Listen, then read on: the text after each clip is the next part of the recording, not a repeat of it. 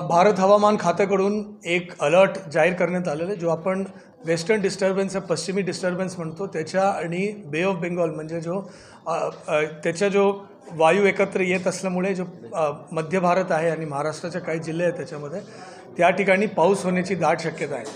तर या परिस्थितीला म्हणजे समोर जाताना आपल्याला सूचना देण्यात आल्या आहे की 27 आणि 28 या 2 दिवस जळगाव जिल्ह्याच्या विभिन्न भागामध्ये 11 to 25 मिलीमीटर एवढा पाऊस पडण्याची शक्यता आहे आणि काही ठिकाणी गारपीट होण्याची पण शक्यता आहे.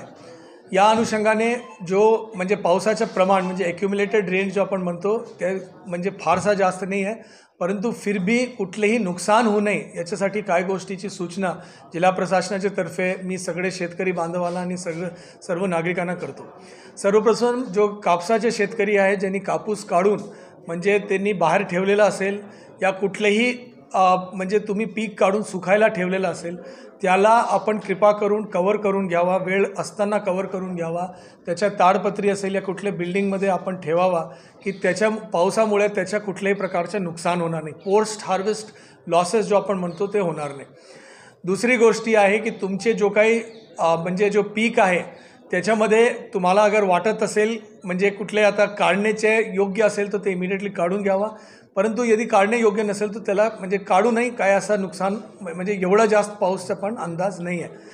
परंतु यदि कुठलंही आपल्या वाटलं की कुठलंही नुकसान झालं तर म्हणजे आपल्या तलाठी आणि आपले जो कृषी सहाय्यक आहेत त्यांच्याशी संपर्क करून ताबडतोब पंचनामा करून घ्या आणि नुकसानचे 72 तासाच्या आतमध्ये कृपा करून आपण प्रयत्न करा की आपला जो इन्शुरन्स या पीक विमा काढलेला असेल त्याच्या ऑनलाईन ॲप आहे त्याच्यामध्ये आपण माहिती ताबडतोब भरा. हे भरायला अगर कुठल्या प्रकारची मदत लागत असेल तर आपले तलाठी आणि कृषी सहाय्यकांशी संपर्क करा. म्हणजे विद्युत विभाग असेल, आपले रस्त्याचे विभाग असेल, सगळे लोकांना अलर्ट मोडमध्ये ठेवण्यात आलेला आहे. या गोष्टीचा आढावा आदरणीय मुख्यमंत्री महोदय आणि आदरणीय आपत्ती व्यवस्थापन मंत्री महोदय स्वतः घेत आहे आणि माझी आपल्या सर्वांना विनंती आहे की अगर आपण जरासा दक्षता घेतलं तर कुठलेही नुकसान होणार नाही. नगरपालिका आणि ग्रामपंचायतला सगळे नाळे स्वच्छ करून घेण्याची सूचना आहे की कुठल्या प्रकारच्या स्थानिक पूर परिस्थिती निर्माण होणार नाही.